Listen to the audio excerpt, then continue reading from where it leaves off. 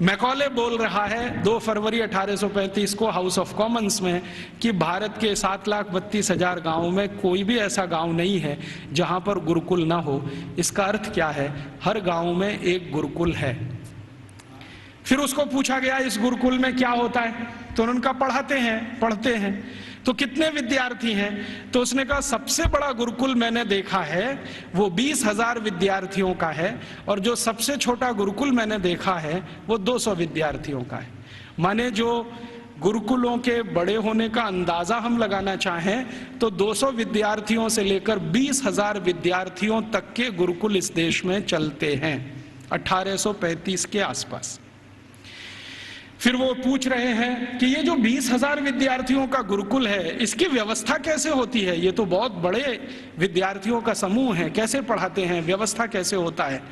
तो वो कहता है कि भारत के इन सभी गुरुकुलों में मॉनिटोरियल एजुकेशन होती है।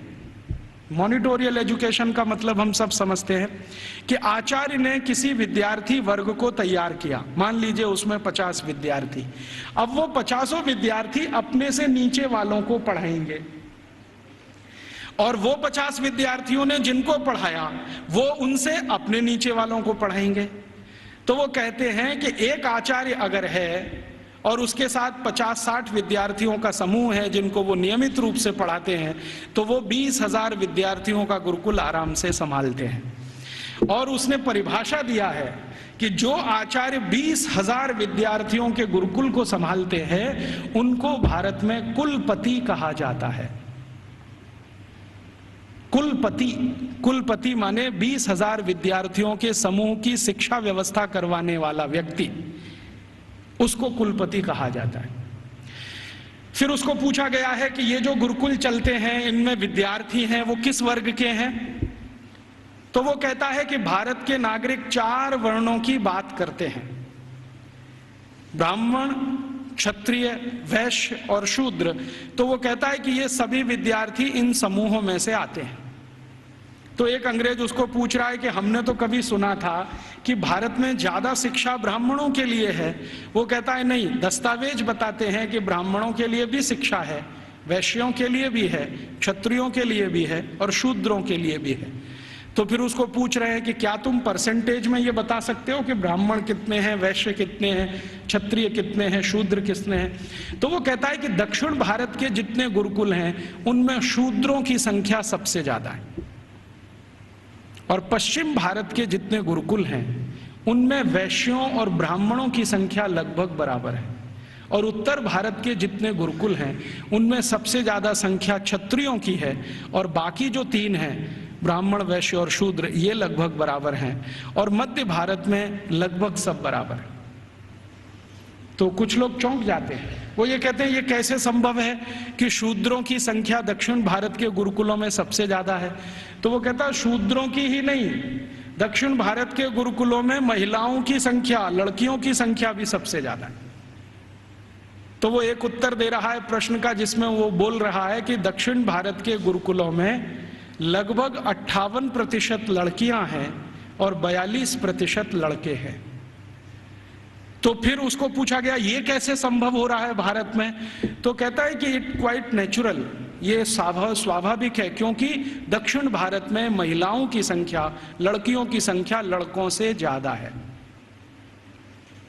और वो कह रहा है वैसे तो भारत में सभी जगह लड़कियों की संख्या लड़कों से ज्यादा है, और आप जानते हैं कि 1881 में अंग्रेजों ने जब पहला सेंसस कराया, पहला जनसंख्या सर्वेक्षण कराया, तो उसमें भी रेशियो यही निकलता है, महिलाएं लगभग 53% हैं और 47% पुरुष हैं। तो वो कह रहा है कि गुरुकुलों में दक्षिण में लड़कियां बहुत ज्यादा पढ़ती हैं। फिर वो पूछ रहा है कि इन लड़कियों को पढ़ाने के लिए जो अध्यापक हैं, तो वो कहता है कि वो सब महिलाएं ही हैं। लड़कों को पढ़ाने के लिए पुरुष हैं, लड़कियों को पढ़ाने के लिए महिलाएं हैं। तो फिर उससे पूछा जा रहा है कि ये जो अध्यापक पढ़ाते हैं इनके लिए कोई ट्रेनिंग सेंटर है क्या? तो वो कह रहा है कि सभी गुरुकुलों के साथ उच्च अध्ययन केंद्र जुड़े हुए हैं जहां पर इन अध्यापकों को तैयार किया जाता है, और तैयार होने के बाद वो गुरुकुलों में पढ़ाने का काम शुरू कर देते हैं। हर गुरुकुल के साथ एक उच्च अध्ययन केंद्र है। फिर उसके साथ पूछा जा रहा है कि अच्छा ये बताओ, भारत के इन स्कूलों में, माफ करो गुरुकुलों में क्या विषय पढ़ाए जाते हैं? तो वो गिना रहा है कि 18 विषय पढ़ाए जाते हैं। 18 विषय पढ़ाए जाते हैं। सबसे ज्यादा किस विषय पर जोर दिया जाता है? तो वो कहता है कि भारत के गुरुकुलों में सबसे ज्यादा गणित पढ़ाया जाता है।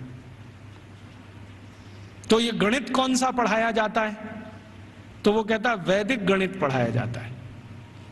तो फिर अंग्रेज पूछ रहे हैं कि हमारे यहाँ एक कॉमर्शियल मैथमेटिक्स है, तो उनका भारत वाले उसको पढ़ते नहीं है और उसमें उनकी ज्यादा रुचि भी नहीं है, वो वैदिक मैथमेटिक्स में ज्यादा रुचि लेते हैं। फिर दूसरा कौन सा विषय है जो सबसे ज्यादा पढ़ाया जाता है गणित के बाद? तो कहता है दूसरा सबसे ज्यादा बड़ा विषय है खगोल शास्त्र, इसको सब भारतवासी पढ़ते हैं। फिर तीसरा कौन सा विषय है? तो वो कहता है मेटलर्जी, माने धातु विज्ञान। फिर चौथा कौन सा विषय है? तो वो कहता है कि कारीगरी। कारीगरी माने जो विभिन्न तरह की कारीगरियां गांवों में रहती हैं। हमारे सभी गांवों में 18 तरह के कारीगर होते हैं। कोई लोहे का काम करने वाला, कोई लकड़ी का काम करने वाला, कोई बांस का काम करने वाला, कोई मिट्टी का काम करने वाला। तो वो कह रहा है कि सभी गुरुकुलों में ये कारीगरी पढ़ाई जाती है। 18 विषय उसमें अलग हैं। फिर वो पूछ रहा है कि इसके आगे के विषय बताओ। तो कहते हैं वो कि एस्ट्रोफिजिक्स पढ़ाते हैं। एस्ट्रोफिजिक्स समझते हैं? मॉडर्न साइंस का विषय है और भारत में 1835 में सभी गुरुकुलों में ये पढ़ाया जाता है, एस्ट्रोफिजिक्स। फिर और क्या पढ़ाते हैं? तो कहते हैं रसायन शास्त्र पढ़ाते हैं। रसायन शास्त्र के साथ और क्या पढ़ाते हैं? तो कहता है चिकित्सा शास्त्र पढ़ाते हैं। चिकित्सा शास्त्र में क्या विषय हैं? तो वो कहता है औषधि विज्ञान एक है और शल्य क्रिया दूसरा है, माने सर्जरी है और मेडिसिन है। और ऐसे ऐसे करके वो 18 विषय को गिनाता है। तो फिर वो पूछते हैं कि कैसे संभव है कि भारत के विद्यार्थी ये 18 विषय पढ़ लेते हैं?